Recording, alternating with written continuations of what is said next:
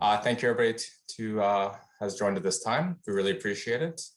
My name is Ben, and I'm a member of the storytelling team here at Comma DC.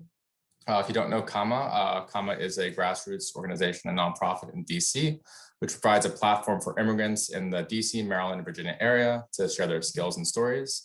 We have story nights like this. We also have classes, and we have other promotional events related to Instagram where we share stories of immigrants who live in the area, as well as a podcast that just launched a couple months ago. The event for tonight is a storytelling night focused on Pride and Refuge. For this month, we wanted to combine two themes because, as we know, this month is Pride Month, and this month is also home to World Refugee Day. Though these events can kind of seem worlds apart in some area, themes of taking pride in oneself, identity, and seeking safety and refuge in one's family, friends, home, in a foreign land are prevalent in both. For people who don't know them as well, Pride Month is the national observance celebrating and encouraging LGBTQ plus pride. It's focused on honoring self-affirmation, dignity, equality, and increased visibility of members of the community. And World Refugee Day acknowledges communities of people who have fled their homes, countries in search of safety, refuge, and human value. We're partnering tonight with Asylum Works, which I'll let Jeff, I'll pass it off to you to introduce Asylum Works. Hello, thank you very much for hosting us tonight, Ben. My name is Jeffrey Loudon. I use he, him pronouns. I'm a volunteer at Asylum Works here in Washington, DC. Specifically, I facilitate PRISM, which is Asylum Works community group for LGBTQ asylum seekers, and engage in advocacy on LGBTQ asylum seekers' behalf. Asylum Works provides trauma-informed social services, employment assistance, and community support. For the LGBTQ community, PRISM hosts monthly community dinners. During COVID, we couldn't do this, obviously, but we have been meeting every Thursday night for Zoom Hangouts instead to keep everyone connected. And thankfully, coming in September, we will be able to meet in person again. So I'm very excited. We have 4 of our PRISM participants here to share their stories. And I look forward to the evening. Thank you, Ben. Thanks, Jeffrey. We're going to move on to our first speaker of the night, Rebel Hailu. For a bit of an introduction, Rebel was born in 1987 in Addis Ababa and graduated from the University of Addis Ababa in 2009 with a Bachelor of Science in Information Systems and currently works for an NGO in the DMV area. Rebel is the co-founder of the House of, and apologize if I pronounced this incorrectly, Gorameli, a platform whose vision is to create a safe space for the Ethiopian LGBTQIA community. He also runs the Alan Show on Instagram and Facebook, a program centered on queer Ethiopian stories and their challenges. In 2012, Rebel was the first Ethiopian and one of the first Black Africans to enter the Mr. Gay World program and was selected as one of the Human Rights Campaign Foundation's Global Innovators in 2018. Rebel's dream is to see Ethiopia and the rest of Africa LGBTQIA community to live peacefully in their country with equal rights and dignity. And Rebel, I'll pass it off to you now. Thank you, Ben. Hi, everyone. Happy Pride, and thank you, Jeffrey, and everyone for facilitating this. Yeah, my name is Rebel. I'm originally from Ethiopia. So basically, I'm trying to explain today about who I am in short and what refugee and pride means for me. I started joining activism life, I think, since a young age, but I didn't know how to put it in a word what I used to do. Being gay or any queer community in Ethiopia, it's illegal. It's a crime act. So it was very hard for me and my friends actually trying to achieve what we want. And Rebel, you muted by accident. Oh, okay. Sorry. Can you hear me now? Yes, no worries. Oh, cool. Sure. Let me repeat. So for me, finding process like knowing who I am, and it was very challenging back home because there was no any space for LGBTI or queer community. There was no any information or any no organization. So growing up in Ethiopia, it was very hard and challenging. But there was a time, I think around, like I know who I am, I'm different, but I don't know how to put it or articulate it actually what I'm feeling towards guys, because my childhood is just circled in church. I was a Sunday school guy, and always my life and how I was growing up in the community being told actually being gay is a sin, and I have to change that kind of perspective, even though I never told to anyone. But I know who I am, and it was very hard for me actually. I used to fight with God, and I used to pray. I used to do everything I could. I thought it's just like, a phase, because that's what people told me. So it was very hard for me accepting myself and to admitting actually this is who I am. Long story short, I think around when I was grade 9 or 10, I got the first access internet. I was using Windows 95 dial-up, if you guys remember that connection, because of one of my brother. He went to do his master's. So in India, when he came back, he just came up with Windows 95. And so he subscribed on internet access. So that time we have to use like landline.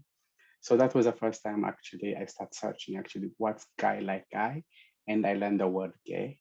And I used to thought actually I was the only one exist in Ethiopia, because all the information I used to get actually from internet was outside of Ethiopia, mostly Western countries. So it was very hard for me as a Black guy finding any information or resource. Not only that, even the language barriers, because my first language was Amharic, and even though my families are speaking another Ethiopian language, it was very hard for me to get information actually who I am and to get any space to go and to navigate. But there was a few platforms. I just met few Ethiopians, so that just opened my eyes. Actually, I was not the only one. There was a lot of Ethiopians. 2012, I moved to South Africa to do my master's. And I think that opened my eyes actually how South Africa is getting this freedom and liberation they have and accepting. 2009, actually, they have the first actually legalized gay marriage in Africa. And I think there was number 3 or 4 in worldwide. So that helped me to open my eyes and the friends around me, and they opened my eyes how I need to see the world, different perspective, and being gay is not a thing. Like no one is actually thinking about me or anything. Like everyone say, "Oh, I'm gay." I say, "Oh, okay, cool." Like, let's move on. So that opened my eyes. Like, how can I help my people? When I was in Ethiopia, we do some kind of advocacy work in a ground level, but we didn't do a lot because it's illegal and you cannot do a lot of things about that. So moving South Africa, it helped me in a way that to navigate the world and to learn a lot. And I met a lot of South African activists who make a big move or a big change in South Africa in LGBTIQ, right? That helped me in a way that to start my own organization called Ethiopian LGBTIQ. So I started advocating about Ethiopian LGBT rights from South Africa, but it wasn't very productive since South Africa is in Southern Africa and I'm talking about Eastern Africa. So there's a lot of politics going on that never pushed that much into a mainstream or in Ethiopian media. But by me participating in Mr. Gay Wallet, actually, I just create the narrative that actually it's possible being gay and Ethiopian. I was the first Ethiopian gay guy or in a queer spectrum coming in public and saying this is who I am. And that was in 2012, and it was on national TV and radio. So it was very big news, and that actually hurt a lot of people around me because they don't even believe the life of me being out and saying that in the public. And I was disowned by my families and my relatives and a lot of people I know. But that never stopped me because this is who I am and I believe what I believe and this is who I am. And that led me in a fight to do advocacy work and to keep doing what I'm doing. So that's basically who I am. And currently, me and 5 of our friends, we started an organization called House of Guramaile. Guramaile is an Amharic term. That means is different. So that helped us actually to open and to see the people like, we are Ethiopian, we are exist, and we are telling our stories because always there is a narrative in Africa. When you say I'm queer or gay, lesbian, anything in queer spectrum, or it's way something, but like, no, it's not way something. I'm Ethiopian and we are telling our stories. And so we are doing advocacy work from outside of Ethiopia. I'm one of the co-founder of House of Grammarly, and it's 4 of us. In total, we are 5. I'm focused and based in DC area currently, and I'm doing more storytelling. I have Instagram show called Alan. Alan means also, it's Amharic term, and in English it means where exist.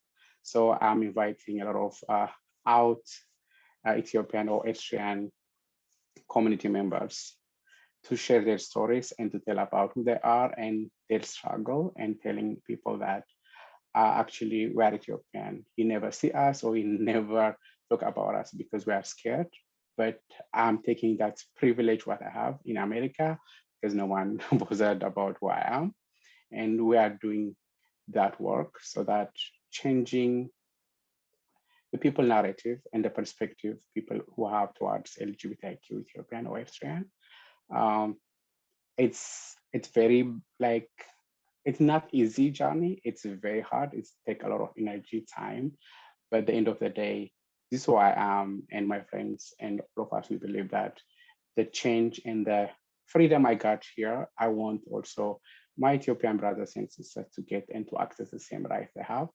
And we're not asking big thing or anything. We're saying we are Ethiopian. We need to have the same right and access like everyone does.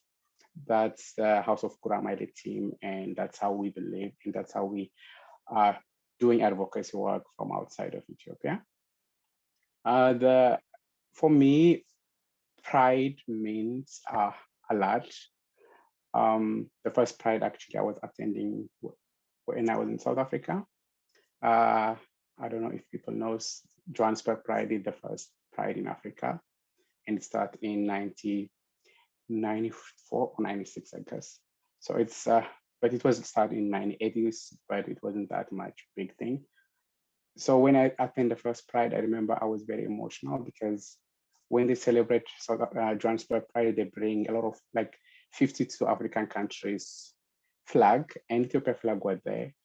And I was looking at that flag and saying, no one knows actually I'm Ethiopian, and no one actually knows how my people actually back home they are suffering just because they are falling in love with the same sex. And we don't have medical access, we don't have any right, we don't have anything. Just being who you are, or because you fall in love with the same sex, you're gonna thrown in jail, and you ended up to 5 to 15 years imprisonment. So that was very heartbreaking thing for me. But seeing other African countries, actually, my brothers and sisters celebrating and acknowledging the fact that the rest of Africa is not actually doing this, it motivated me. And I remember I was crying and I was very emotional. And some of my friends actually, they didn't even understand what I went through in that time because they are South African, they are there, and when since then they have that right, so they take it for granted. But seeing me being emotional and just thinking of my people and sharing my stories, actually, most of my friends actually start acknowledging that actually, oh wow, actually we are in Africa, but we have different parts of Africa, our brothers and sisters are dying. So that's mostly my activism life start. And I don't believe in anyone needs to have like equal right and equal access. That's what I believe. And I don't believe actually people to be suppressed their feeling and who they are and to dominated by certain religious group or any kind of belief or political spectrum they have, saying, you are who you are and you don't have a right because your existence actually, it doesn't matter for me. That's how the belief we have in my country, especially. Yes, I'm not associated with any religious organization since I'm kicked out from the church, being who I am, and that's okay, and sometimes, especially for people, immigrant people, actually, even though we are living outside of the country, uh, the discrimination, the homophobia is not going away, even if, especially the MV area, we have a big Ethiopian community. I don't feel safe, I'm not lying, to go and access a lot of spaces because I don't know what can happen to me. And people, they don't shy. They will send me message every single day. We're gonna kill you, just trying us back home, and hate messages, commenting. Like, I'm used to it by now. I think most people also, I think, from different countries also experiencing that thing.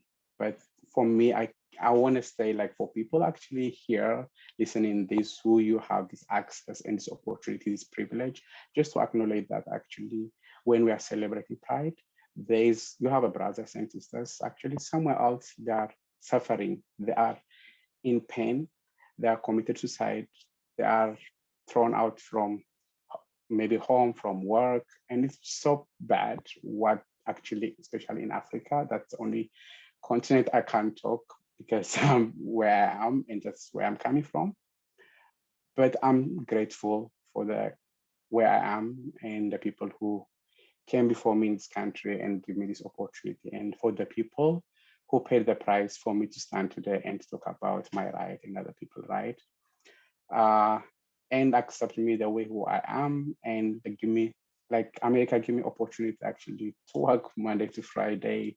This what I acknowledge my privilege. I acknowledge who I am. I acknowledge what I have and what this country did for me and keep doing for me as well. Even though, yes, I'm in a limbo of this immigration process, but that doesn't stop me from what I'm doing, advocating about my people and helping my people. And anything I can help with an immigrant or American, anything I could, I will do that. Yes, I'm in IT, but I prefer to work with NGOs because that's close to my heart. And I believe actually working for human rights issues, or any organization actually working with humanitarian stuff is my goal. I believe in that. And yeah, I'm grateful for this platform, and I'm grateful for everyone who came and attending this and learning something from me. Oh, I'm sure there's also another 3 speakers, everyone with their experience. Yeah, happy Pride, and thank you for listening. And this is Robel. I'm done speaking. Thank you very much, Robel. Thank you for that. Again, thank you for sharing, and happy Pride. And we're all very happy that you are with us and have been with PRISM. Next Is Kartika Hananin, which I again apologize if I pronounce anything incorrect. She is a lesbian artist of color who immigrated from Indonesia. She made her debut performance at Breaking Ground 2019, Bigger Than Myself, an LGBTQ+ show by people of color. She has since been passionate about making and sharing her art. Kartika's work tells personal stories of her identity and its many facets. Johanna, I will pass it off to you.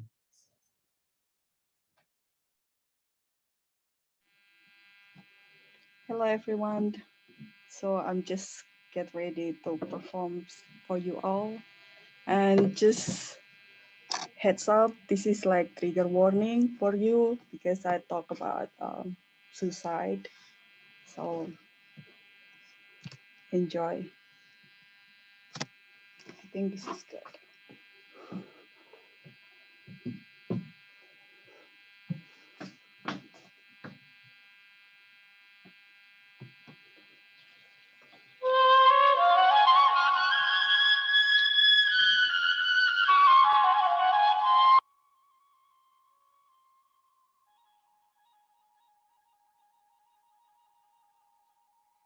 This is a story about an Indonesian woman on a journey. My mother prayed and told me I can do whatever I want as long as I'm happy. But she died.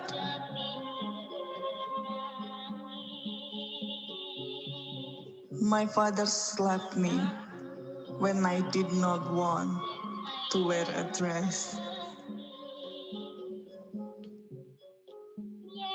My sister told me I was never good enough. My breasts too big and my teeth crooked.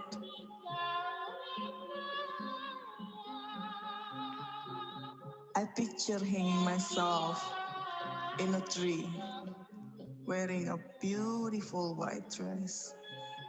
Perhaps that would make my family happy.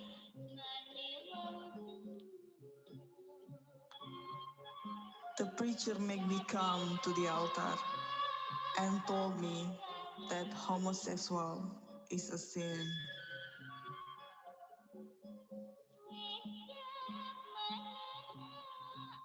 I went to a therapist and whoa, this is some real shit. I like following a family that looks happy while they are walking. I can pretend to be part and smiling with no reason.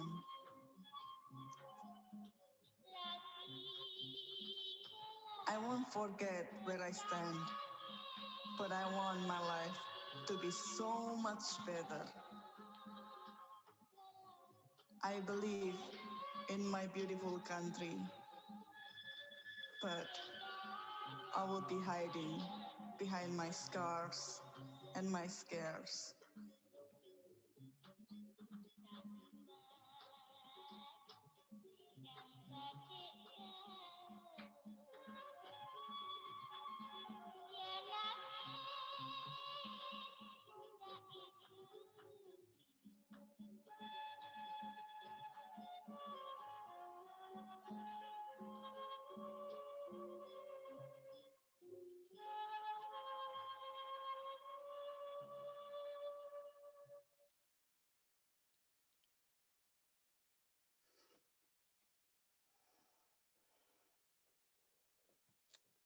Give me a second, I will move my laptop. Thank you, Hannah, for that performance. Thank you for sharing that with us. I want to now turn to, sorry, did you have speaking remarks too, or? Well, I think I'm going to like just very short in my Okay, go ahead, please. remaining time. Thank you, everybody. So, hello everyone. Let me give a moment to breathe. So, I want to thank you for you all for being here and learning from us, from each other. This is like the month that we always celebrate because there is something that we need to fight for. So I'm from Indonesia and I've been living in United States for 4 years right now. And I'm still asylum seekers, waiting for everything. But so far, I met so many good people. I want to shout out to my therapists from Asylum Works that I've been seeing for like 2 years right now. She made me realize being immigrant, a lesbian, and people of color make me want to know something that what I really want. For the pride, I want to be a better person. I want to have a family. I want to be comfortable for being myself. And I think my art saved me so much. I'm going to be honest with you all. There is time like it is being super difficult. All I want to do is just give up. But on other day, on the most days, I'm seeing other speakers. They're wonderful people. I just want to know what is my finish line. So myself being just this person, it is already inspired a lot of people. So in the future, I want to make more art. I want to be contribution for my own family, my own people. So I think this is all I can say. Thank you so much, all. Thank you again, and we'll be looking forward to the art you make in the future, because I'm sure we will all see it somehow. I want to now turn to our final speaker of the evening. Ali Salim, best known by his alter ego Begum Nawazish Ali, is a Pakistani television host, actor, scriptwriter, and impressionist. He became a contestant in Big Boss 4 in 2010. He broke into the mainstream audiences through his impersonations of late Prime Minister Benazir Bhutto, and later played the cross-dressing Begum Nawazish Ali on various television channels, including the Aj TV network, Dawn News, and Geo TV network. His alter ego has now become his primary persona, as he rarely appears as Ali Salim on television. Hi, yes. Hi, thank you so much, Jeff, Ben. Thank you, Asylum Works. Thank you, Karma DC, for giving me this opportunity to talk. And, it's such powerful stories. I loved Hannah's performance, Robel's story, and Chindam, I couldn't hear him too well, but, he sounds like a really cool guy. Thank you so very much. I'm a very proud gay man, proud gay Muslim man, a proud gay Muslim Pakistani man. I'm proud because I believe that, the LGBTQ community does not only stand for or represent members of its own community. I think what makes us stand out is that we believe in inclusivity, that we believe in human values, and we believe that we do not hold any prejudices against anyone. I think because we have suffered so much in our own lives that we have become more sensitive to other people's feelings and other people's problems. So I'll start from my childhood. I was born in Pakistan, in Rawalpindi. My dad was in the army. My mom was in government service. I was born, I was, privileged or lucky, fortunate to be born in a privileged home where, we were protected, we had good schooling, we, the army has ruled Pakistan directly or indirectly for the past 7 decades. So, I can safely say that I was born with a golden spoon in my mouth, that I got whatever I wanted. I was a spoiled little brat. But the problem was when I was growing up, when I was very young, and this is my oldest memory, I must have been 5 years old or 6 years old. I thought that God had made a mistake by sending me in a boy's body. I always felt that I was a girl and I should have been born a girl, and I wanted to be a girl. And, we had this Quran teacher. He used to come to teach us the Quran. And I remember I was like maybe 6 years old when he told me during the session that there is a time of the day when, God listens to your prayers and answers them. and we don't know what time of the day it is, but if you pray for something at that specific time, it's called Kabuliyat ki ghadi in Urdu, meaning the moment of acceptance, when God will grant you whatever you wish for. And I remember that I used to sit, like as a child, my only wish was that I wanted to become a girl. I would pray all time, all evening, before going to bed, hoping for a miracle that I'd wake up and become a girl. Obviously, that did not happen. Also, it is important for me to tell you the background. So I was born in 1979, and this was the time when the Cold War between the USSR, then USSR, and USA had started in Afghanistan. And Pakistan, being the front line country, can you guys hear me? Okay, because all right, anyway.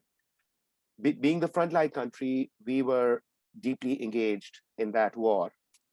And somehow the other, politically in Pakistan, for the first time, the 80s, late 70s and beginning 80s were a time of Islamic radicalization. So, we were creating mujahideen to go and fight against the infidels, the Soviet infidels. And, Pakistan, which was a cool enough country back in the 60s and 70s when we had, casinos and we had clubs and we had bars, Pakistan suddenly had shifted its political paradigm and, was focusing on promoting itself as this symbol of Islamic values. So coming out as, I didn't even realize what gay meant or straight meant or whatever. I was a girl trapped inside a man's body. Growing up, I obviously fell in love with a boy when I was 12. He was my class fellow. And it was a sweet childhood romance. He taught me how to kiss. He taught me, my everything first happened with him. He's not alive anymore. He died at 3 years of age.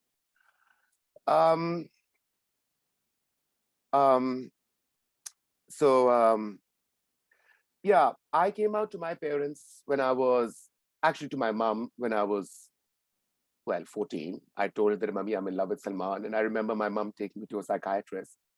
And, the psychiatrist spent an hour with me and they called in my mother and said, there's nothing wrong with your son.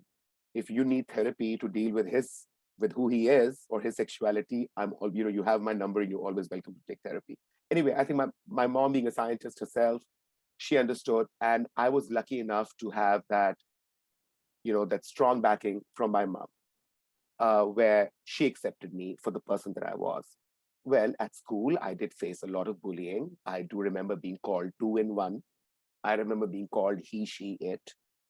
But somehow the other, it did not affect me because, I had this inner faith and I had this inner confidence and I knew that I wasn't doing anything wrong. And, and many years later, I became famous as a female impersonator. And even today, I think 70% of the people in Pakistan do not know really, they know now, but they view me as a woman. I'm a feminist. I have also, said in some interviews in the past about how this whole, sexuality business is such a Western concept, and how, I do not believe in these putting people in brackets or labeling them. I have said that in the past, so I want to elaborate on it.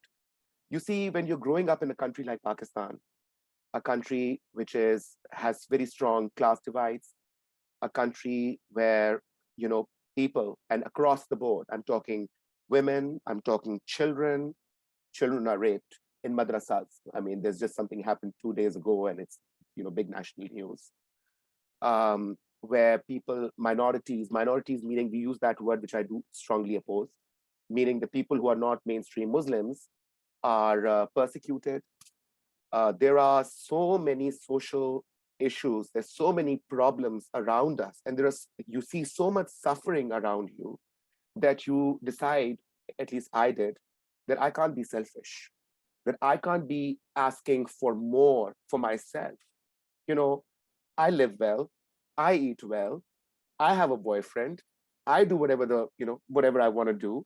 Why should I make my sexuality or my gender, my orientation, other people's problem? Let us try and focus on dealing with the problems that my country is facing. I love Pakistan to bits. I think the unfortunate thing that has happened with Pakistan is that we've had this strange. It's like a mafia. The establishment, the deep state, they control the narrative, the national narrative. They control the media, judges, courts. Are blackmailed into giving verdicts of their choice. Anybody who disagrees with them is, clearly awarded a certificate of Qaddari ko kya kahenge अंग्रेजी में, of being what's the right word for it? Qaddar.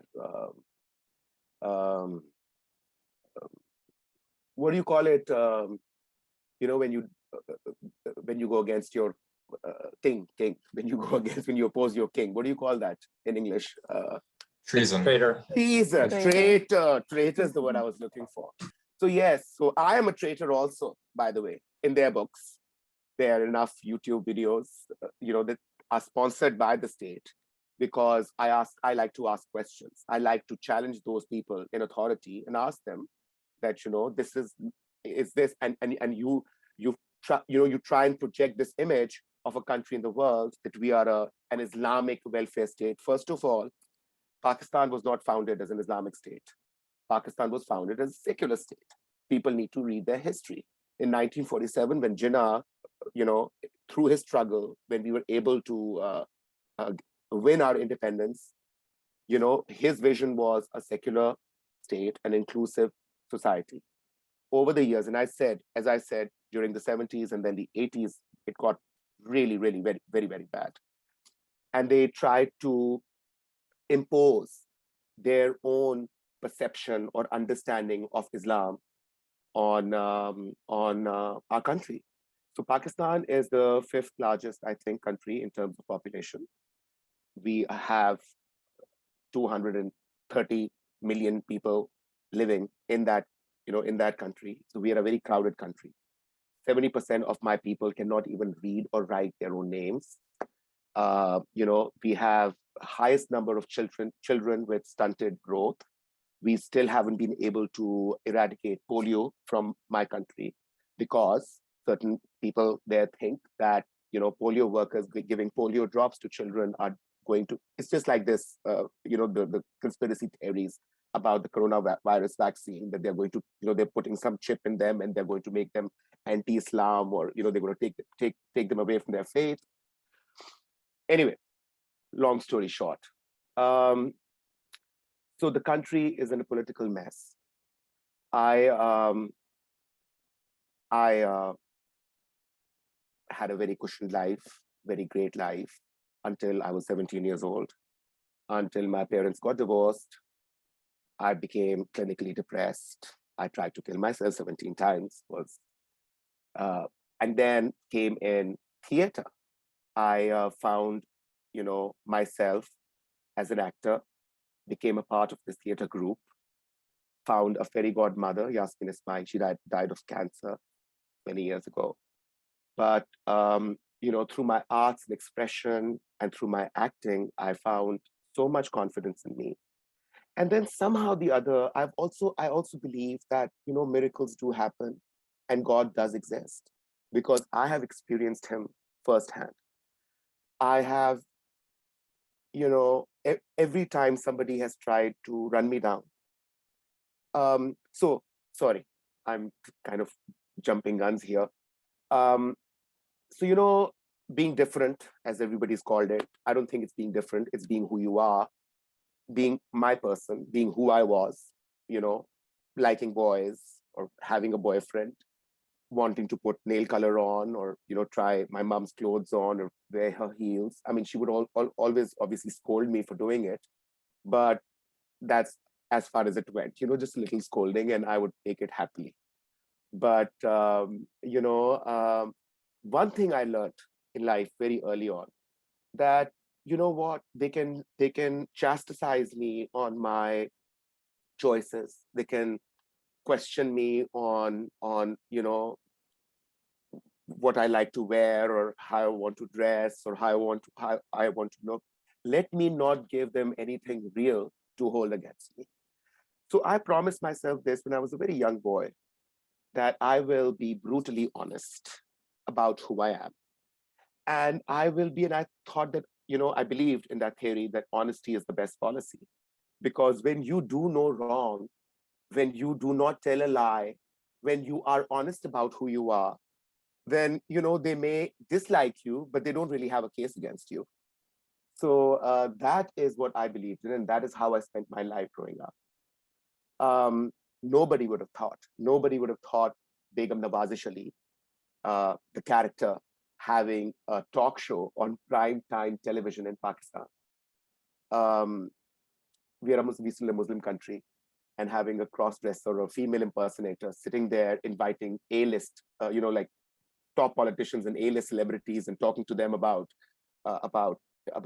their sex life, and about booze, and about that kind of shit was never done on television before.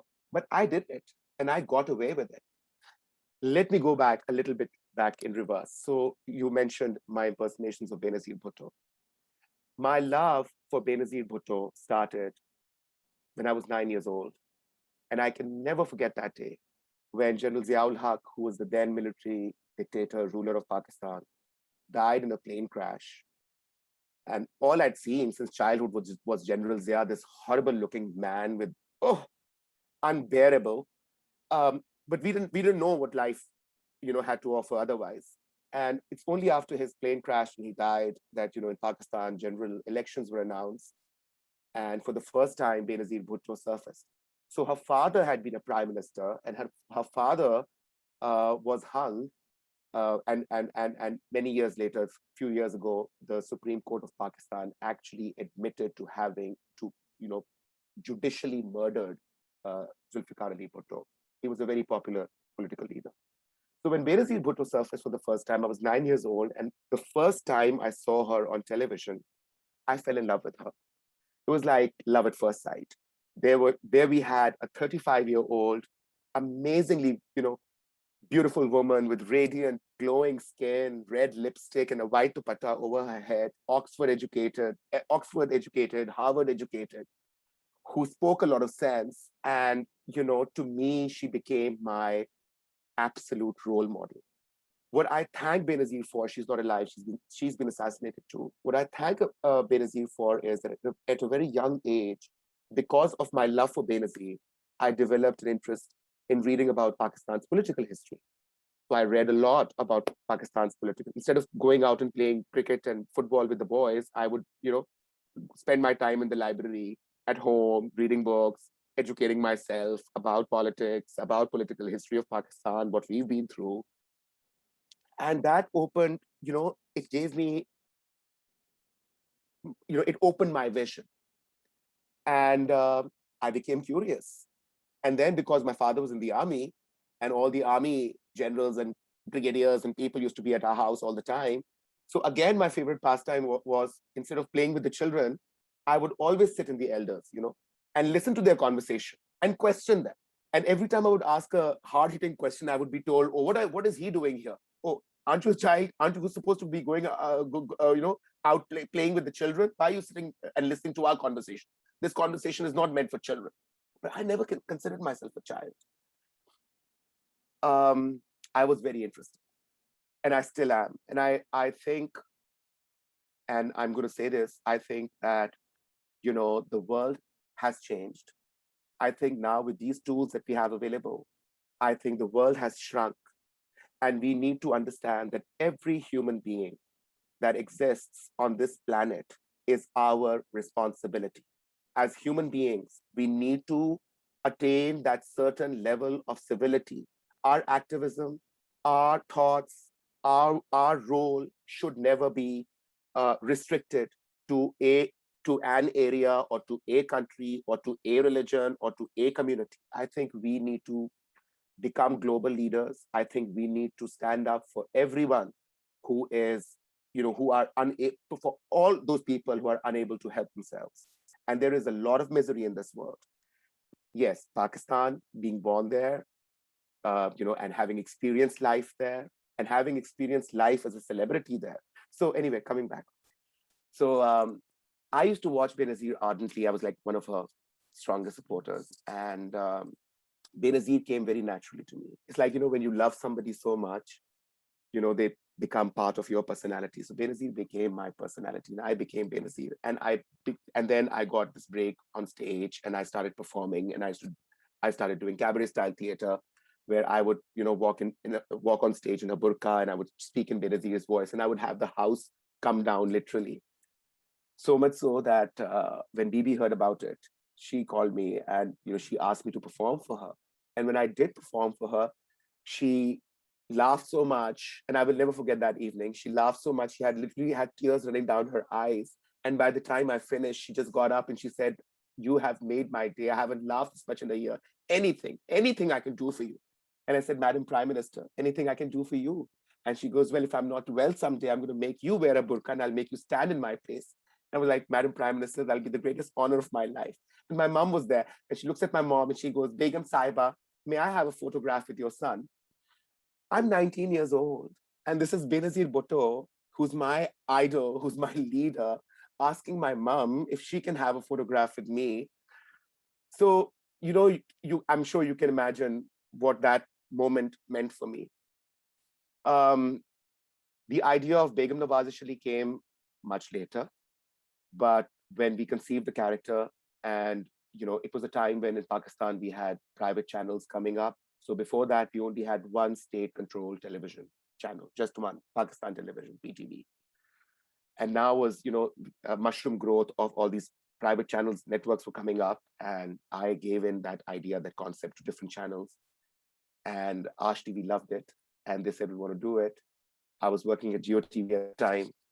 I had to resign. Anyway, long story short, GeoTV took me to court, 33 million lawsuit, which I won.